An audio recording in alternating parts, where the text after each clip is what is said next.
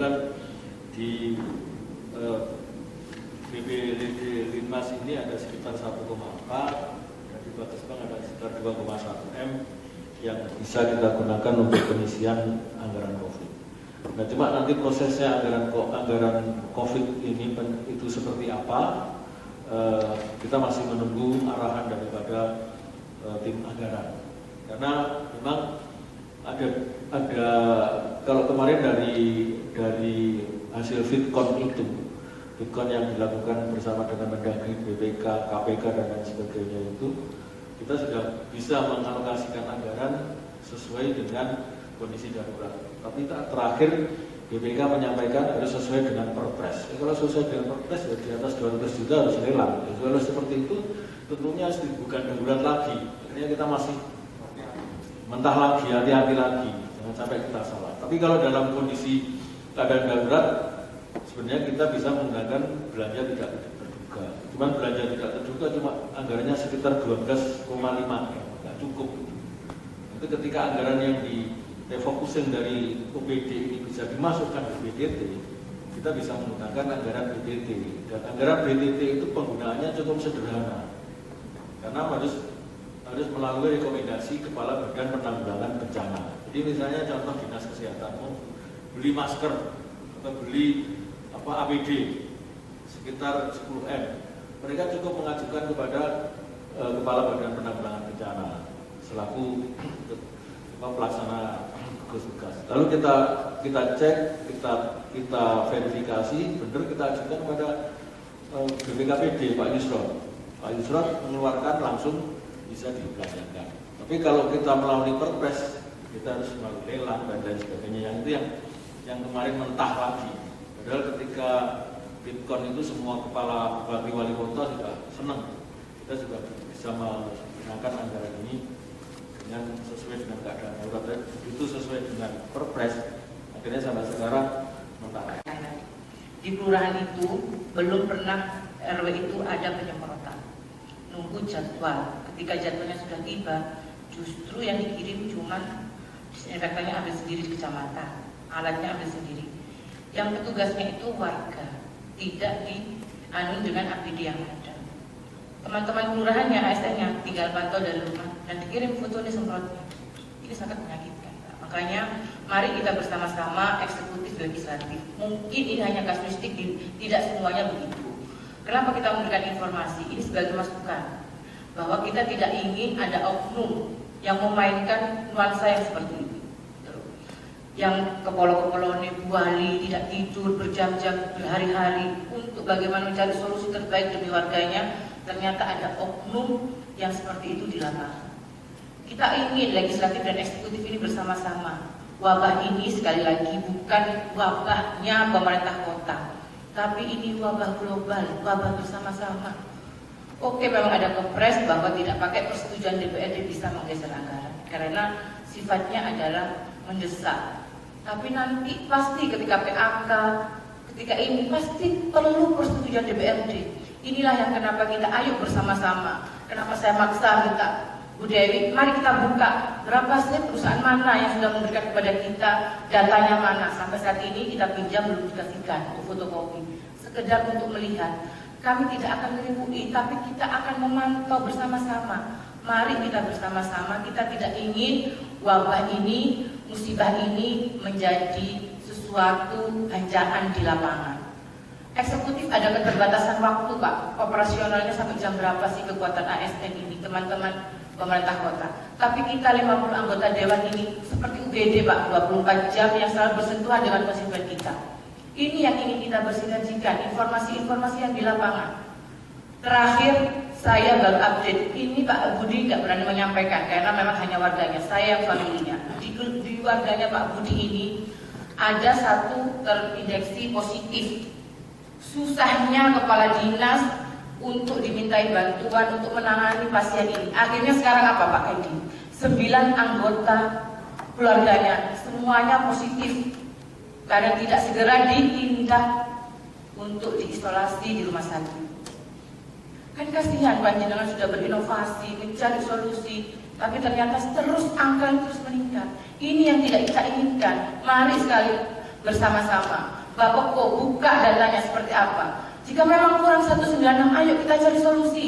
DPRD siap, anggaran kunker kita habiskan nolkan untuk efisiensi anggaran COVID-19 ini bersama-sama, asalkan Bapeko terbuka.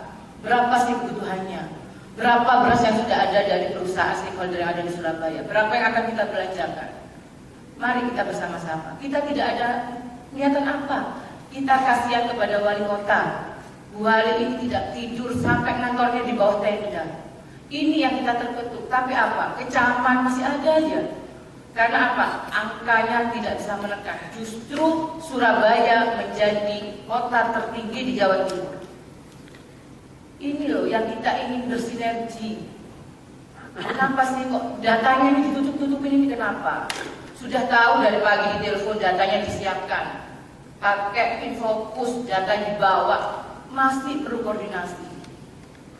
Oke, kalau memang tidak bisa dilanjutkan, tidak bisa buka data di sini lebih baik kita close rapatnya, kita nggak usah ada rapat.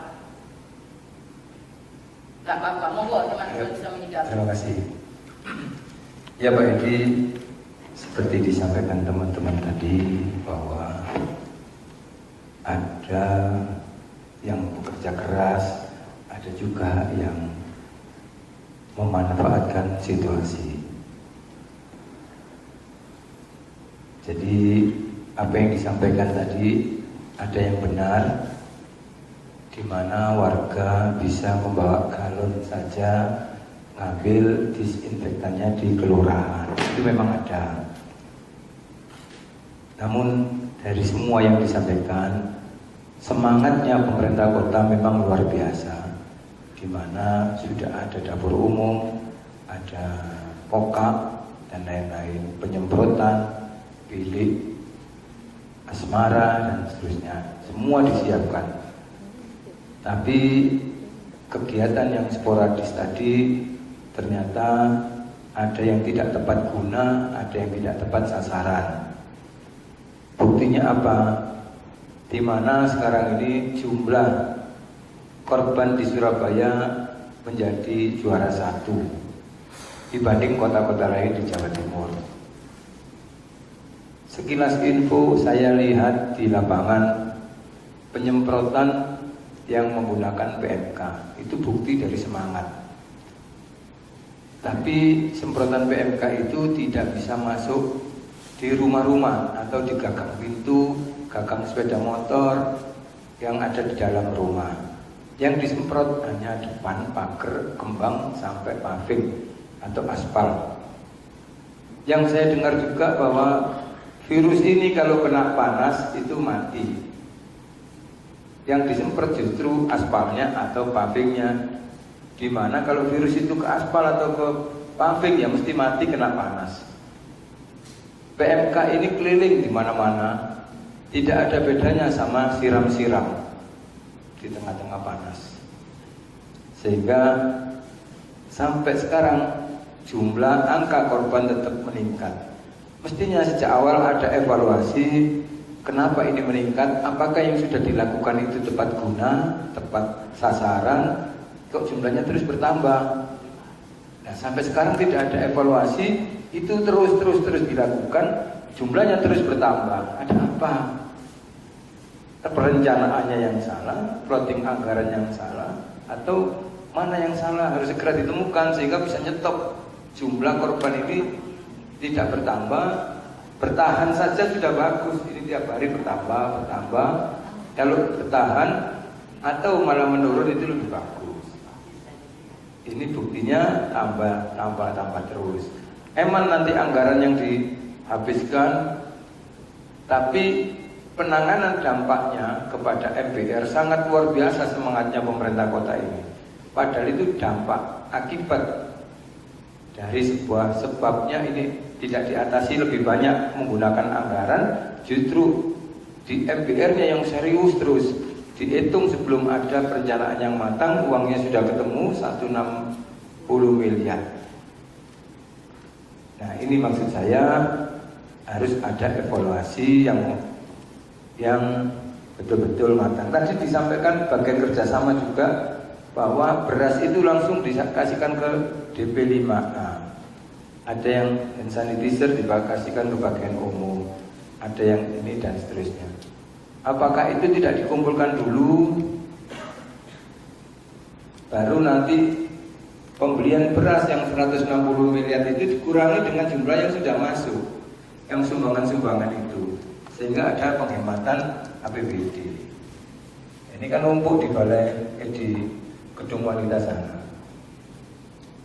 Itu sekilas dari pembahasan tadi. Menurut saya Pak Edi semangatnya bagus, tetapi perlu dievaluasi tepat guna, tepat sasaran, baik anggaran maupun pelaksanaannya.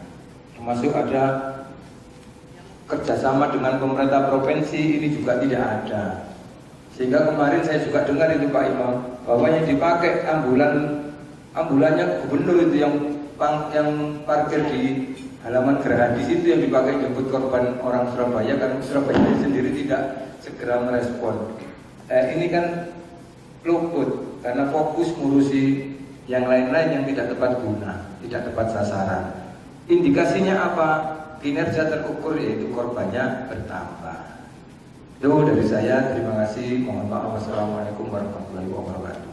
Teman-teman, ini sangat kecil, dalam artian kita masih 160 miliar untuk JPS tadi itu jadi pengaman sosialnya, 30 untuk penanganan kesehatan. Dari sisi kesehatan pun ini masih harus di-breakdown lagi. Pencegahan, penanganan, penyembuhan ini harus di-breakdown lagi. Belum kita ngomong dari sisi bagaimana pemulihan ekonomi, belum kita ngomong dari sisi pendidikan. Nah, sebenarnya itu berapa sih kebutuhan untuk 2 bulan aja pertama itu, sebenarnya real kebutuhan menurut kajian itu berapa? Apakah benar di angka 196? Seperti itu. Nah, kita ingin mengoptimalkan yang ada. Mari kita bersama-sama mengoptimalkan anggaran yang kita ada. Nanti juga saya mau nyambung ke Dinas Pendapatan. Berapa sih sekarang sisa kas saldo APBD kita itu berapa? Seperti itu. Sudah datanya sudah dapat ya Bu, pendapatan ya tadi. Nanti terus ini Bu Febri terkait juga pembatasan wilayah ini. Kita kan tidak mungkin lockdown total karena Surabaya ini adalah penyanggah dari daerah-daerah. Tapi harus kita membatasi wilayah-wilayah. Justru kita heran, di Satpol PP ini ada pengurangan anggaran. Yang harusnya Satpol PP ini lebih optimal untuk penjagaan lokasi-lokasi. Seperti yang tadi disampaikan Pak Edi, justru masih ramai di Surabaya ini. Karena apa? Memang tidak ada nampak penjagaan.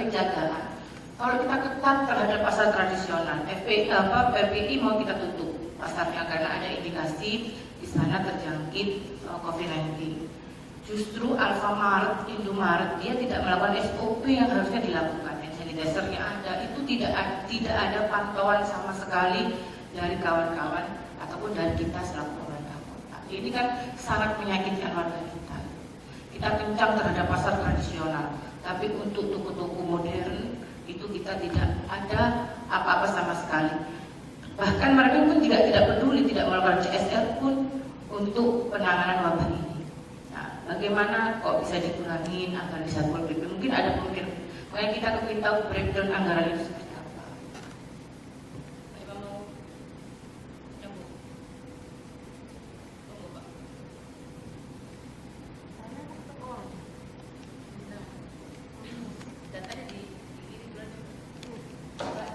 Kebutuhan berangkat dari list kebutuhan yang disampaikan perangkat daerah kemarin yang kami dapat di angka 196 sekian. Mungkin yang secara komposisi tadi juga sudah disebut Ibu bahwa untuk jaring pengaman sosial sendiri sudah angka 160 sekian.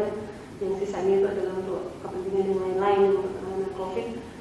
Memang betul solusi dari itu kan memang harus ada beberapa rasionalisasi Bu, yang memang kami harus melakukan kami maksud saya bukan Bapak Koansi nih Bu, ada TAPD di situ. Kami ada 7 SKPD yang tergabung di dalam TAPD, jadi kami berembuk di situ.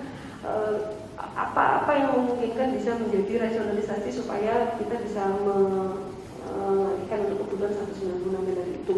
Tidak terlepas juga dari dinas-dinas teknis sendiri, artinya seperti dinas kesehatan itu kan ansi kesehatannya kesehatan pasti member lah. Artinya kalau memang mereka butuh melakukan revisi ya itu yang memang difasilitasi oleh teman-teman seperti APD seperti itu. Kita akan menyamakan frekuensi dengan itu. Kami masih menghitung, Bu, betul. Jadi tidak ansi yang seperti sekarang yang itu. Jadi rasionalisasi tetap kami lakukan. Kalau nanti angkanya sudah final, kami sudah bisa melakukan checking pekerjaan-pekerjaan yang mana aja yang bisa di hold, atau salah satunya contoh dinas tanah tadi, kami akan report ke Ibu, ke teman-teman komisi A semuanya. Saya kira demikian.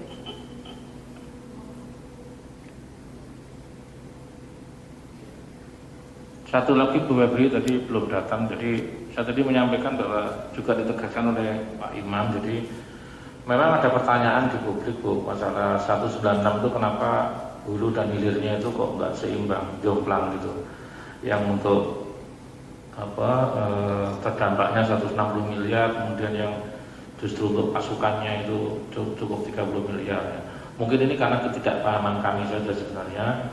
Karena saya juga membayangkan sekelas Bu Penny, Kepala Dinas Kesehatan, saya pikir juga ada punya hitung-hitungan yang akurat gitu, kebutuhan untuk penanganan COVID ini. Cuma karena datanya tidak di depan kami, sehingga wajar kalau teman-teman itu kemudian banyak sekali pertanyaan, apakah cukup dengan dana seperti itu kemudian mensupport sarana prasarana kesehatan yang dibutuhkan untuk penanganan COVID gitu. Itu seringkali jadi pertanyaan di publik ya, termasuk kami ditanya juga oleh beberapa masyarakat ya, karena berita tentang 196 miliar ini kan sudah masuk di media gitu, dan itu muncul juga bahwa 160 miliarnya untuk sembako gitu. Kenapa untuk sarana prasarana kesehatan kok sangat kecil sekali? Nah, bisa jadi kami menduganya, bisa jadi mungkin sarana prasarana kesehatan itu mungkin sudah teralokasikan ke anggaran yang lain, bisa jadi, kita nggak ngerti ya. Apa itu mungkin ada bantuan dari pusat atau seperti apa? Nah, itu intinya. Informasi itu mohon kami diberikan sebuah gambaran supaya kita juga tenang bahwa sarana prasarana itu sebenarnya. Jadi Komisi A mengevaluasi terkait apa yang dilakukan oleh pemerintah kota di dalam rangka upaya penanganan COVID-19. Jadi tadi sudah kita jelaskan, yang pertama yang dilakukan adalah upaya preventif kita, itu kita dengan melakukan pertama penyemprotan. Kita menyemprotkan sudah hampir sekitar 26.000 titik selama tanggal 17 kemarin sampai dengan hari ini, yang terus kita lakukan. Baik yang dilakukan oleh PMK, Limas, Satpol, Dinas Sosial, DKRTH, Dishub, sesuai dengan areanya masing-masing. Terus yang kedua, kita juga mengedukasi masyarakat dengan membuat dapur umum berupa minuman kokak dan telur. Yang kita bagikan kepada masyarakat, tenaga medis, tenaga penyemprot, tenaga lapangan yang ada di pemerintah kota dan juga penjaga posko perbatasan. Kita ada 18 posko perbatasan, bukan untuk PSBB, tapi posko perbatasan untuk mensterilisasi kendaraan dan orang yang masuk ke kota Surabaya. Itu ada di 18 titik. Itu yang dilakukan langkah-langkah preventif kita. Dan langkah edukatif kita membagi masker kepada seluruh warga kota Surabaya. Namun karena masker ini jumlahnya masih terbatas, sampai dengan hari ini itu kita pemerintah kota masih mampu memproduksi sekitar 32.000. Itu bahkan terakhir Bu Wali memerintahkan pada kepala dinas untuk membawa masker kain itu dan membagikan ketika dia pulang kepada masyarakat yang ada di sekitar yang ditemui. Itu adalah dalam rangka untuk mengedukasi masyarakat. Dan juga yang dilakukan langkah edukatif kita lagi adalah dengan membuat wastafel. Kita sudah membangun 650 wastafel di tempat umum, sekolah, masjid, dan lain sebagainya yang dilakukan oleh teman-teman dari Dinas Cipta Karya. Dan kita juga membangun bilik sterilisasi, walaupun sekarang masih debatable ya terkait dengan bilik sterilisasi. Tapi menurut saya adalah bukan masalah itu berfungsi atau tidaknya, tapi apa yang kita lakukan itu dalam rangka upaya untuk mencegah beredarnya virus ya. Terkait dengan debatable monggo, yang jelas tujuan pemerintah kota tidak ada yang tidak sia-sia, semuanya adalah dalam rangka untuk memutus rantai pandemi COVID-19. Terus langkah preventif yang dilakukan oleh pemerintah kota, langkah represif dilakukan oleh pemerintah kota melalui teman-teman dari kepolisian dengan berdasarkan maklumat dari teman-teman kepolisian bertindak untuk melakukan represif, membubarkan kumpulan-kumpulan masyarakat yang lebih banyak, dan ketika jaraknya lebih dari 1,5 meter itu dilakukan oleh teman-teman kepolisian setiap hari, setiap sore, setiap malam. Walaupun mungkin tempatnya juga berbeda-beda, bersama-sama dengan teman-teman Satpol PP. Itu yang kita lakukan. Dan yang berikutnya yang kita lakukan, kita juga memantau perkembangan pandemi COVID ini dengan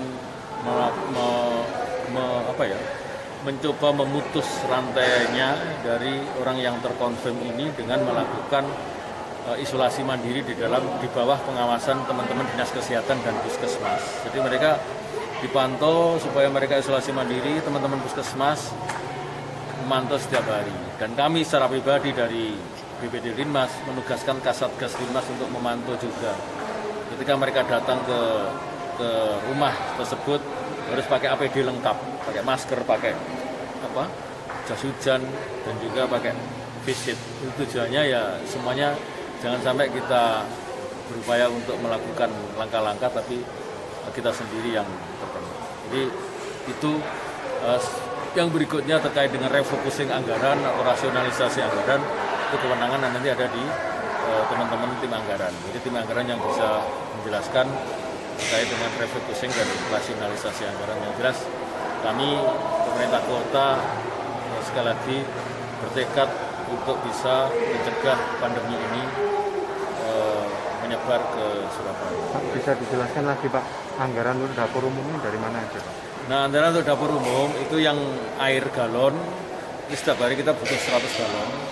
Terus LPG itu kita butuh 20, itu anggaran merupakan rasionalisasi dari dan penanggulangan bencana dan Linmas. Tapi untuk bahannya seperti telur, seperti jahe, dan kompon lain sebagainya, itu adalah merupakan anggaran Surabaya Peduli Bencana yang dikelola oleh teman-teman kepala bagian Kesra. Jadi bantuan dari teman-teman ASN, dari masyarakat, dari itu yang kita gunakan untuk dapur umum. Dan kinerja tenaga dari kami di Badan Penanggulangan Bencana dan beberapa OPD yang lain. Bisa dijelaskan lagi Pak, sekarang ini Surabaya sudah berapa Pak pasien yang positif atau seperti apa ya? Kalau yang positif itu bisa dilihat di lawan COVID ya, 180, dan yang sudah sembuh sekitar 37 kalau nggak salah, dari 180. Ini kan melonjaknya banyak sekali Pak, nah, ada indikasi apa? Ya kalau analisa seperti itu, menurut saya teman-teman medis lah yang. Tapi kalau analisa sosial saya nggak apa-apa, saya bisa. Upaya evaluasi Pak, sama ini Maksudnya? kemarin kan melonjak tinggi. Ya evaluasinya adalah bahwa kepada seluruh warga kota Surabaya, mari kita laksanakan protokol pemerintah. Jaga jarak, tinggal di rumah, jangan keluar kalau tidak perlu. Kalau tidak perlu nggak usah keluar, cukup di rumah. Ketika masyarakat disiplin itu melaksanakan, insya Allah pandemi virus ini bisa kita cegah. Tapi kalau masyarakat tidak disiplin, semuanya pengen keluar, kami juga tidak bisa menjamin itu. Makanya salah satu upaya untuk mencegahnya ya kita jaga jarak, banyak tinggal di rumah, di situ aja, nggak ada yang lain. Gitu. Karena garda terdepan daripada pencegahan COVID ini adalah masyarakat dan diri kita sendiri. Ketika kita disiplin, selesai. Ada opsi ngajukan PSBB Pak? Masih kita kaji ya, terkait dengan pengajuan PSBB, karena kalau kita mengajukan PSBB ada beberapa persyaratan yang harus kita penuhi dan itu harus kita pertanggungjawabkan. Dari semua upaya tadi Pak, kira-kira ada evaluasi lagi nggak Pak terkait tambahnya banyak banget ini 180? Ini sedang dievaluasi oleh Ibu Wali Kota, Dinas Kesehatan, dan juga teman-teman Bapak Ibu Forkopimda. Tadi waktu evaluasi saya kesini, jadi saya nggak ikut. Oke. Terima kasih Pak. Oke. Kali Bapeko masih belum bisa menyajikan kerangka struktur angka itu seperti apa. 190 miliar itu dari mana, peruntukannya apa, ini masih belum ada gambaran secara pasti. Cuman ada dua hal peruntukan untuk angka 190 miliar, yaitu 160 itu untuk pengadaan sembako JPS dari pengaman sosial dengan asumsi 250 kakak keluarga MBR Kota Surabaya. Padahal di angka di tahun 2019 akhir jumlah MBR kita itu sudah 230 sekian KK. Nah, dalam artian dengan adanya dampak penutupan pasar, adanya warga yang dirumahkan, karyawan dirumahkan, ini tentunya angka MBR akan semakin meningkat. Nah, kita hanya menyetop sekitar 10 sampai 15 ribu KK. Nah, saya kepingin tahu indikator 15 ribu itu asumsinya itu apa? Angkanya itu sudah melalui kajian apa? Apakah memang dalam waktu sekian ini benar pertumbuhan MBR kita hanya sekian KK itu? Nah, ini yang Bapeko masih belum bisa menjawab pertanyaan-pertanyaan teman-teman Komisi A ketika kita rapat.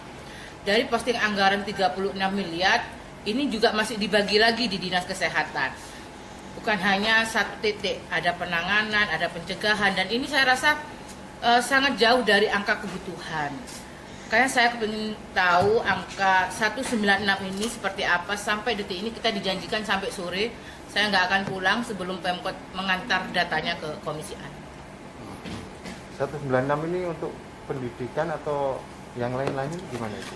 196 itu hanya untuk 2 posting tok. Di Dinas Sosial yang 160 miliar itu untuk GPS, jaring pengaman sosial, dan yang 36 miliar di Dinas Kesehatan. Kita belum ngomong dari sisi pendidikan, bagaimana anak ini supaya tidak jenuh karena sudah 2 minggu lebih sekolah daring belajar di rumah. Tentunya dengan keterbatasan ibu yang tidak tahu bagaimana tumbuh kembang anak, psikologi pendidikan, anak itu sudah mulai bosan. Nah, kita harus ada inovasi. Belum lagi bagaimana keluarga yang tidak mampu membeli internet. Ini juga harus dipikirkan sehingga terus bisa melakukan proses belajar mengajarnya dari rumah. Belum lagi kita ngomong ketika ada PHK-an, sisi ekonomi, bagaimana sisi ekonomi pencegah dari dampak ini kita belum pertimbangkan. 196 miliar ini masih ada di posting anggaran Dinsos dan Dinas Kesehatan. Makanya kami sangat berharap pemerintah kota ini terbuka dengan lembaga legislatif. Kalau memang angka ini 196 miliar ini masih jauh dari kebutuhan, mari kita terbuka. Seperti yang kemarin kita lakukan, sebelumnya di Dinas Tanah itu hanya ada angka 10 miliar untuk relokasi anggaran, efisiensi anggaran yang digeser kepada penanganan COVID-19. Ketika setelah hearing dengan kita mampu merubah dari 10 miliar, kita sumbangkan 170 miliar dari Dinas Tanah untuk efisiensi. Jadi kebutuhan-kebutuhan yang tidak urgent itu kita bisa angkat tekan. Nah, ini loh fungsinya kita ini bekerja sama, bersinergi antara eksekutif dan legislatif. Kita inginnya seperti itu. Jadi dari dinas mana aja yang diundang tadi hearing? Tadi kita mengundang dari Badan Penanganan Bencana yang sekaligus menjadi ketua pelaksana gugus tugas, yaitu Pak Edi. Dari Dinas Bapeko, pendapatan, bagian hukum, dan juga dari Dinas Kerjasama. Nah, ini juga terkait dengan berapa sih yang sudah diterima oleh pemerintah kota dari stakeholder yang ada. CSR yang sudah diterimakan ini juga belum jelas datanya. Berapa kita yang sudah terima, berapa tonase beras, dari mana saja, per perusahaan ini berapa, ini juga kita minta datanya juga ditutup-tutupi. Justru kita ini heran, kenapa sih ada data yang harus disembunyikan? Toh kita ini sama-sama penyelenggara pemerintahan. Harusnya kita bersinergi, terbuka bersama-sama menangani wabah musibah corona ini. Untuk pembagian yang di lapangan, Bu, ada indikasi politik atau seperti apa ini, Bu, yang tadi saya dengar? Kita tidak mengarah kepada negatif thinking politik, tapi jangan sampai wabah ini, musibah ini menjadi berkah oknum di lapangan. Banyak ditemukan laporan-laporan masyarakat bahwa pembagian ini bukan hanya dilakukan oleh perangkat pemerintahan, tapi ada sekelompok masyarakat yang bisa mengajukan proposal, dan itu diiyakan oleh Pak Edi di rapat minggu yang lalu, bahwa kelompok masyarakat boleh mengajukan proposal untuk membantu mendistribusi bantuan-bantuan kepada masyarakat. Cuman sangat diherankan, di sebelahnya itu ada foto Kepala Bapeko. Ketika saya tanyakan apakah Kepala Bapeko ini juga sebagai ketua gugus tugas, bukan. Nah, terus fungsinya apa Kepala Bapeko itu? Kok di mana-mana ada gambarnya Kepala Bapeko? Terus mengenai ini dalam pengawasan dari gugus tugas? Jadi begini, sekarang ini pemerintah ketat sekali dalam pengawasan pasar-pasar tradisional. Kita tahu lah bahwa masyarakat kecil ini bukan pembawa, tapi mereka ini terdampak dari virus ini. Karena apa? Masyarakat kita ini yang menengah ke bawah tidak mungkin mereka berkunjung ke luar negeri. Justru masyarakat menengah ke atas lah yang membawa virus masuk ke kota kita, dan itu sudah disampaikan Bu Wali bahwa virus ini datang dari warga yang sudah bepergian dari luar negeri. Kenapa ke toko-toko modern tidak diberlakukan hal yang sama?